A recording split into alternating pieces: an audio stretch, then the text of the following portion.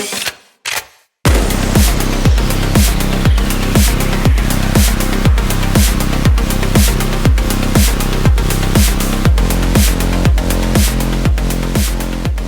we're going to go to a bigger town about an hour outside our beach town, and we're just going to stock up on some food for hopefully the week. Stuff is very expensive here in the beach town. It's probably about $4 to $5 more expensive just because they have to trek it out here to the beach. I'm going to take you guys with me to the bigger town here and take you through my grocery shopping and kind of show you what I buy and what I prioritize. I'm primarily going to be looking for pasture-raised eggs and grass-fed beef just because I eat so much of it every week. I eat 12 eggs every day, so it really adds up. And eggs are cheaper out here, but however, you can see if eating 12 eggs a day really will add up. While we're there, I'm also going to look for some raw milk. I looked it up online, and they did say that they have raw milk in that town.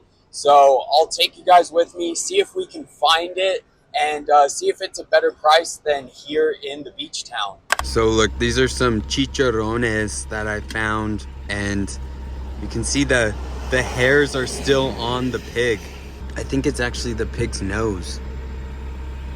Crazy. Okay, so we're almost there. Basically, the whole drive is going up a mountain because obviously the beach is at sea level. And to get to the next town, you have to go up windy roads, up a mountain. And yeah, it's really narrow. And most of the time you're behind a semi-truck, so you have to go pretty slow. But it's not too bad of a drive. Recently, I started drinking goat's milk just because cow milk was making me break out. And it wouldn't agree with my stomach too much. If I would drink a small amount over a long period of time, I'd be fine. But if I drink too much at one time, it would upset my stomach and kind of give me the bubble guts and like make me gassy. But I don't have the same reaction to goat milk. And goat milk is actually more similar to human breast milk. And goat milk is actually the second most nutritious food for humans behind human breast milk. So if you can't really handle raw cow's milk too well, try switching over to raw goat's milk.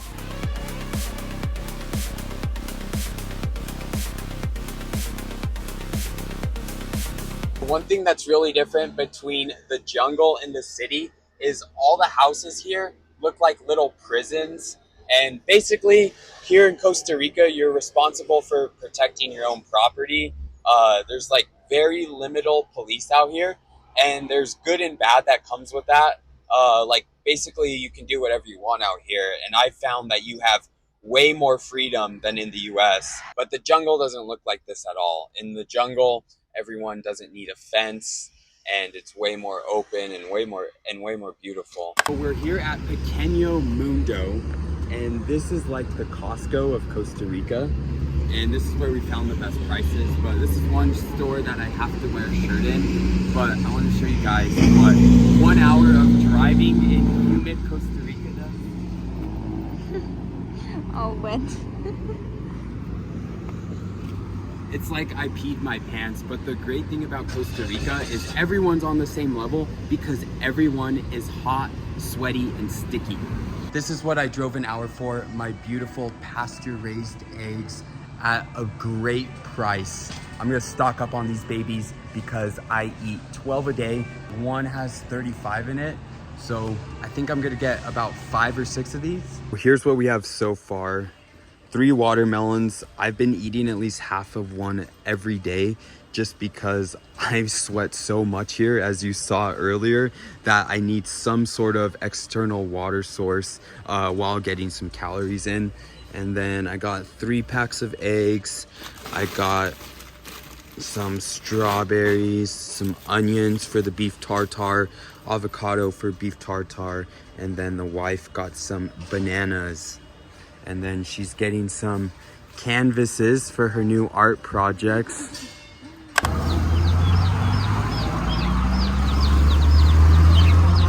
I just asked them how much the chickens are, and they're $4 a piece. $4 for unlimited eggs? I don't know. What do you guys think? The reason I was actually at the pet store was to get some more dog food for our dog. And it took me about 30 minutes to find one without any seed oils in it. This is the only one without seed oils. It has salmon oil instead. So that's the best we're gonna do. Now we're looking for something to get coconuts down from a tree. So I found this thing. I think it's for painting. You like screw the paint roller on right here, but it extends really high, and then I'll be able to get the coconuts down. I just need to find something that's gonna work as the attachment. Here's the plan. We're going to screw this onto here like this, and then coconuts come like all in one bunch in like different vines, I guess you could say. Okay. Oh. So now we're just picking out a machete, and That looks like... have to go, I don't know what length to get. That looks like a So, sword. like, can't handle this. I need better handling on my machete. 22 rounds. I think most have a shorter 20? one. We need this to open up the coconuts. All the locals carry one of these on their hip, and this is the local swag. You gotta get a holster for your machete. Nice leather holster. The only thing is this one's kind of dull. Now I could go with this gringo one. This one's really sharp, but I don't know, I feel like I should go with the holster and do the local swag, holster mine. I'm thinking this is the setup. Just like strap this onto my back. Have any trouble? Careful. We're gonna go up, see what the difference is between these two. But this is my coconut kit right here. Got a machete to open it. Got this to get them off the trees. It's my unlimited coconut water glitch. I'm gonna go up front and pay for all of this, and that will end our day of shopping. I'm holding this. The coconut pole that I bought snapped. It's way too weak. Those coconuts are on those trees, so I need something tougher. I went and asked the gardener. He said that you just need a bamboo stick and put a hook on it, and that's all you need. So I wish I would have known that before I spent $60 on a paintbrush extension and a paintbrush head, but I still got my machete. So now I'm gonna go cut down a bamboo pole, and I'll take you guys with me.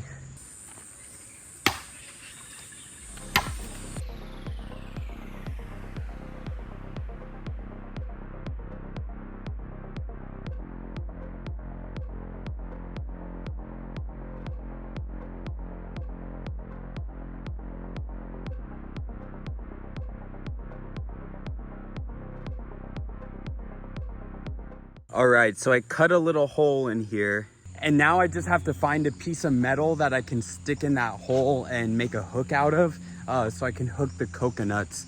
So the coconuts are like all in one vine, if I guess that's how you could say it. I'll put a picture here so you can see, but you have to like scrape along that one vine, and then you can get like 5 of them off at a time. My goal here is to at least start drinking 1 coconut a day.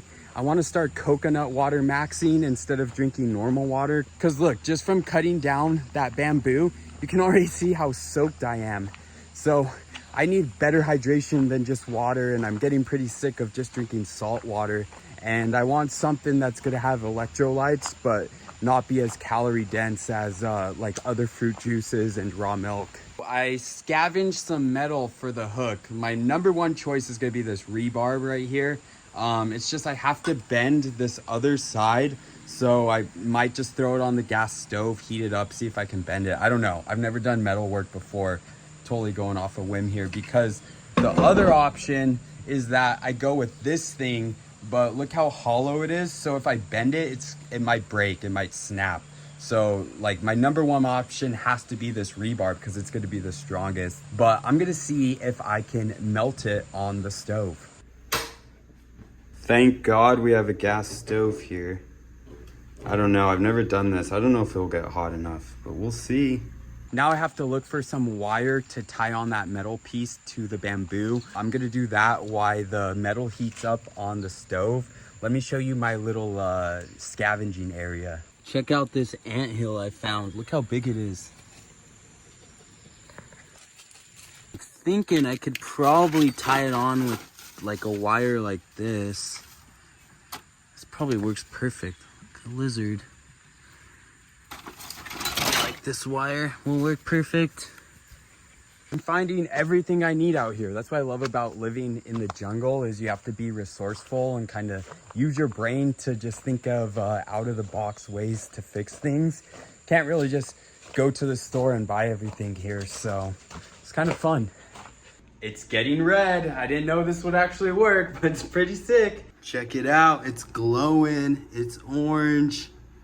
And if my observations from TV and movies are correct, I need to dunk this in water as soon as I bend it to keep it in place. That's just what I see blacksmiths do on TV and in movies, so let's try it. I just tried to bend the metal. It's not hot enough. It didn't budge at all. So while that heats up even more, what I'm gonna try and do with this is take off this rolling thing, because when I tried it the first time, this was impossible to get around the coconut vine and then take off the coconuts. But what my idea is in the hole I made, I can stick this notch in, like of the paintbrush right here, and then just tie it with the wire, and then that would be way easier than making this super hot and then trying to bend it. Yo, I was able to get off the rolling thing, so I think this is good to go. I'm just gonna put this through the hole and tie it on, see how it works. You think it'll work, Sammy?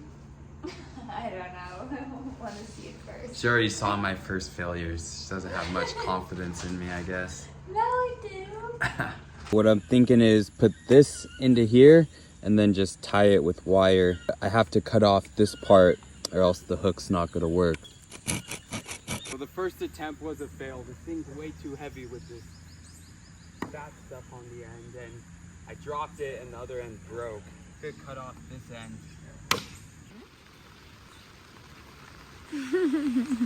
Now it's raining. It's actually nice being in the rain because it's not as hot. But look how long this thing is. This is so long. This is way longer than the painting pole.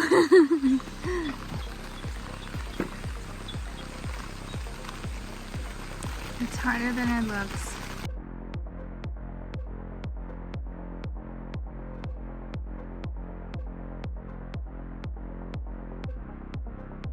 Do you need a break? There's Nala, our neighbor's dog. She always has a coconut.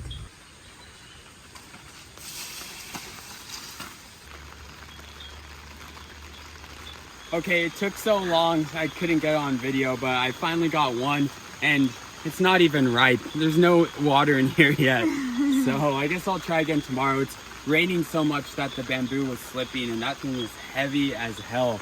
So I'll have to try again tomorrow when it's dry, but I'm gonna have to start thinking of other ideas, because this is a lot of work for just one coconut. The coconut actually did have water in it. I cut it open. Look how nice it is. But we'll pour it into this glass. If we get all of it in there.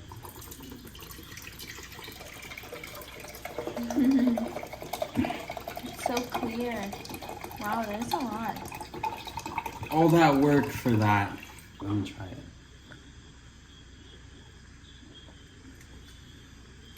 It's pretty good. Tastes like water, honestly. Let me try it, yeah. Tastes like water, right?